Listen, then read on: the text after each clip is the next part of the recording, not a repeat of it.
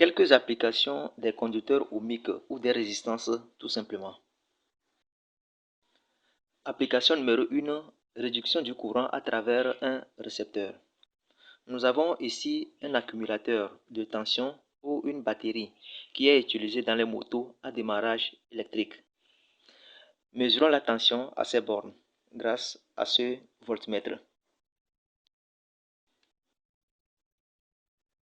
La tension à ces bornes est d'environ 13 volts. Alors, je veux allumer cette petite LED avec notre accumulateur de tension. Nous avons le schéma et son montage correspondant. Nous allons maintenant fermer le circuit en observant notre LED.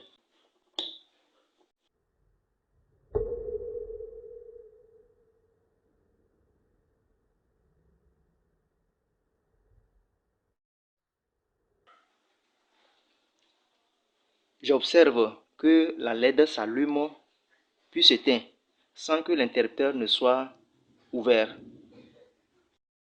Ceci montre donc que la LED s'est endommagée. Elle s'est endommagée pour cause de surintensité. Elle n'a pas pu supporter un grand flux d'électrons. Diode endommagée. Nous allons reprendre ce montage en insérant dans ce circuit un conducteur ohmique afin de ralentir le flux des électrons.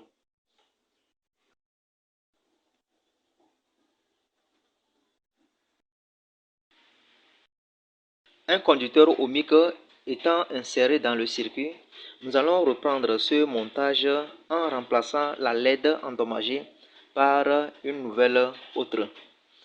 Le problème qui se pose maintenant, c'est la valeur de la résistance à utiliser. Un petit calcul nous permettra de déterminer cette valeur. Avec ces données sur la LED et sur notre générateur, nous avons établi l'expression de l'intensité à travers la LED et nous avons déduit l'expression de la résistance de notre conducteur ohmique. Après calcul, nous trouvons une valeur de 500 ohms. Nous n'avons pas un conducteur ohmique de valeur normalisée 500 ohms. Ce que nous pouvons choisir, c'est soit 470 ohms ou 680 ohms. Nous allons choisir 680 ohms pour réduire davantage le flux électronique. Insérons à présent cette résistance de 680 ohms dans notre montage précédent. Je procède à l'insertion de mon conducteur ohmique de 680 ohms dans le montage.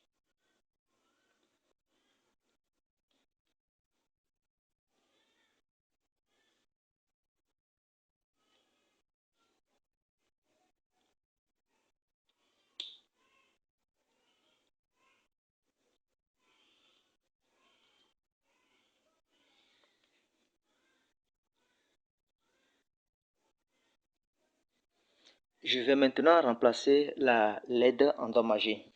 Voilà, la diode endommagée a été remplacée par la nouvelle et nous avons inséré un conducteur ohmique de 680 ohms. Mettons le circuit en marche.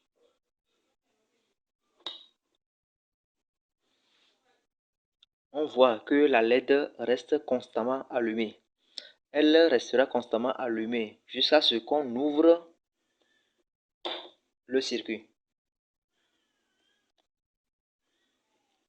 Fermons le circuit. Elle s'allume. Ouvrons le circuit.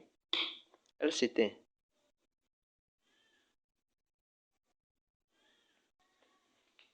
Voilà l'allumage de notre LED à l'obscurité.